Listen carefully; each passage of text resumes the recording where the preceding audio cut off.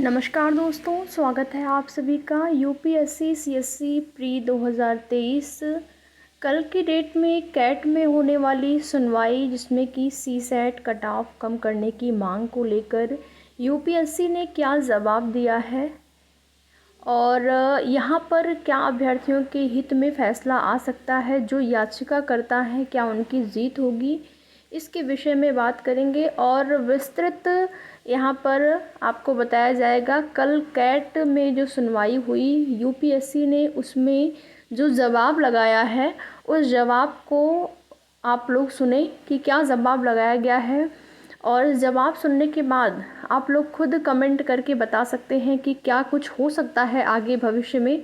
अगर देखा जाए तो अब मुख्य परीक्षा की तिथि भी नज़दीक आ रही है।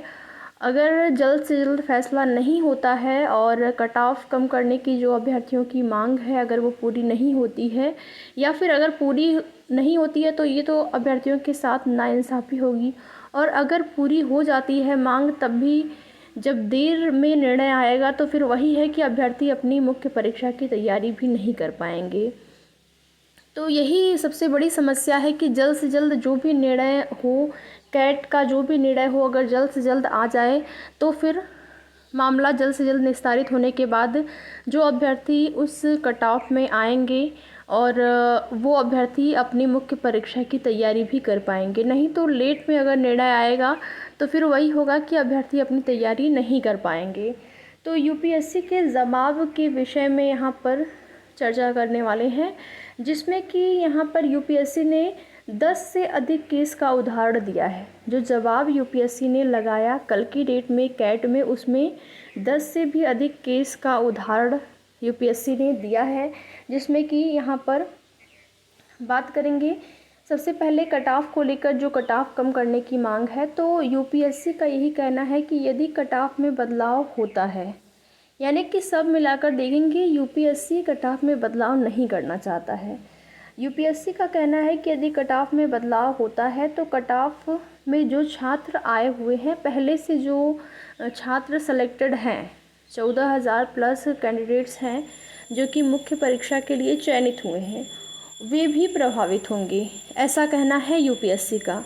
तो वो कैसे प्रभावित होंगे ये तो नहीं विस्तृत रूप में बताया है यूपीएससी ने, केवल यही कहा है कि अगर ये इस कट ऑफ में बदलाव होता है तो जो चयनित हैं वो भी प्रभावित होंगे और वो प्रभावित होंगे तो फिर से मामला जो है, फिर आप लोगों को पता है कि मामला फिर से कोर्ट में जाएगा।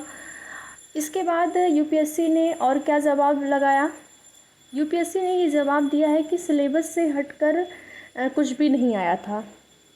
यूपीएससी ने कोई चेंज नहीं किया है, ना ही सिलेबस में और ना ही पैटर्न में। जैसा कि ये याचिकाकर्ताओं का कहना था, याचियों का ये कहना था कि सिलेबस जो है उसमें चेंज हुआ है, यानी कि क्वेश्चन जो है आउट ऑफ सिलेबस आए हुए थे। तो यूपीएससी ने कहा है कि कोई भी चेंज नहीं किया गया है, ना ही सिलेबस में कोई चेंज किया गया है और ना ही क्वेश्चन के प्रश्न पत्र के पैटर्न में कोई चेंज हुआ है। ये जवाब रहा यूपीएससी का। और यूपीएससी ने ये भी कहा कि सिलेबस जो है वो 10वीं लेवल का ही था, 10th लेवल का ही था। यदि आपका सीसेट नहीं निकला तो इसका मतलब आप में वो स्किल नहीं है। यूपीएससी का ये कहना है, याचिकाकर्ताओं को जो जवाब दिया यूपीएससी ने कि अगर आपका सीसेट नहीं निकला है तो इसका मतलब यही है कि आप में वो स्किल नहीं है जो यूपीएससी के कैंडिडेट्स में होना चाहिए।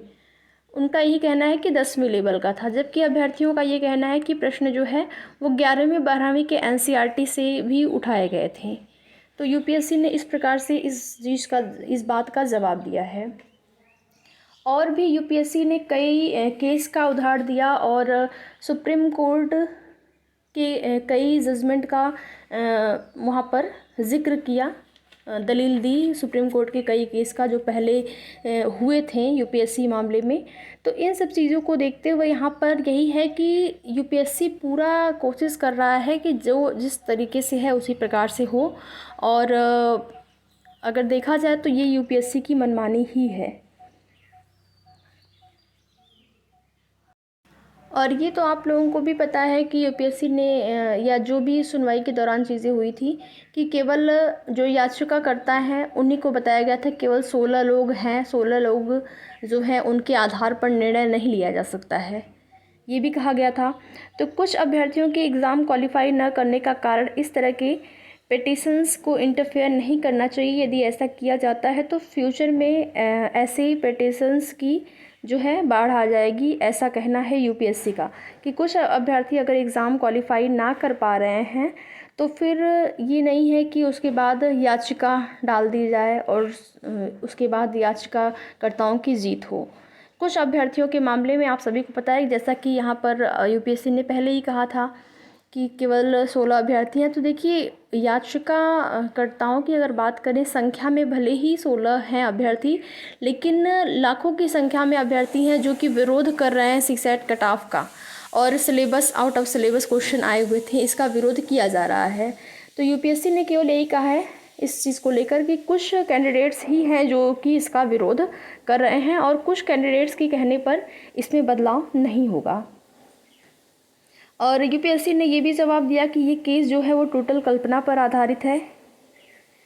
सुप्रीम कोर्ट में 2017 में एक मामला लगा था, वो एक मामला था असिता चावला वर्सेस यूपीएससी के नाम से, जिसे कि सुप्रीम कोर्ट ने रिजेक्ट कर दिया गया। तो उसका भी जिक्र यहाँ पर किया गया। यूपीएससी ने उसके बारे में भी बताया कि एक मामला पहले भी 2017 में लगा हुआ था और वो मामला रिजेक्ट हो गया सुप्रीम कोर्ट से। कट ऑफ मार्क्स में पॉलिटी मैटर है, और जिसमें कि जो यूपीएससी है उसने रचना वर्सेस यूपीएससी 2021 मामले का जिक्र किया और कहा कि इसमें जो है कोर्ट को कोई भी हस्तक्षेप नहीं करना चाहिए।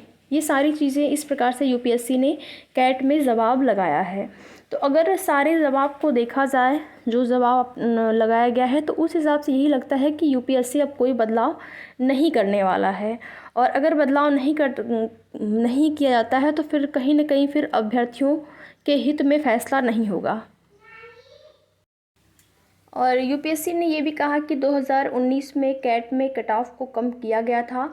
सीडीएस का जो एग्ज़ाम 2019 में कंडक्ट हुआ था उसमें मिनिमम क्वालिफाइंग मार्क वाला नहीं था, उसमें कट ऑफ के द्वारा हो रहा था। जो सीडीएस यहाँ पर अभ्यर्थियों ने कहा है कि सीडीएस 2019 में जो परीक्षा हुई थी उसके बारे में अभ्यर्थी ने उसका उधार दिया था। तो यूपीएससी ने उसके संबंध में ये जवाब दिया है कि सीडीएस का जो एग्ज़ाम 2019 में कंडक्ट कराया गया था उसमें जो है मिनिमम क्वालिफाइंग मार्क्स वाला नहीं था, उसमें कट ऑफ के द्वारा होता था, जबकि सीसेट का जो पेपर है वो क्वालिफाइंग पेपर है। इस प्रकार की दलील यूपीएससी के द्वारा दी गई सीडीएस वाले मामले में। और पेपर 1 जो है मेरिट बनाता है, यूपीएससी ने ये जवाब दिया। सीडीएस का जो कट ऑफ कम किया गया था वो वैकेंसी के आधार पर कितनी सीटें उनको लेनी है उसके आधार पर वो कम हुआ था। तो इस प्रकार से दलील यूपीएससी ने दी है। तो सब मिलाकर अगर देखा जाए तो यूपीएससी बिल्कुल भी ये मानने को तैयार नहीं है, या फिर यूपीएससी बिल्कुल भी नहीं चाहता है कि सीसेट की कट ऑफ कम की जाए। यूपीएससी इसी प्रकार से जो है 33% उसी प्रकार से चाहता है कि ये भर्ती जो है वो कंप्लीट हो। तो देखते हैं आगे क्या होता है। आगे की जो भी जैसी भी सूचना मिलती रहेगी आप सभी को उसकी जानकारी समय समय पर इस चैनल के माध्यम से दी जाएगी। आप लोगों की क्या राय है आप लोग कमेंट करके ज़रूर बताएं। एक छोटा सा निवेदन, चैनल को ज़रूर सब्सक्राइब कर लें। वीडियो में लास्ट तक बने रहने के लिए आप लोगों का बहुत बहुत धन्यवाद।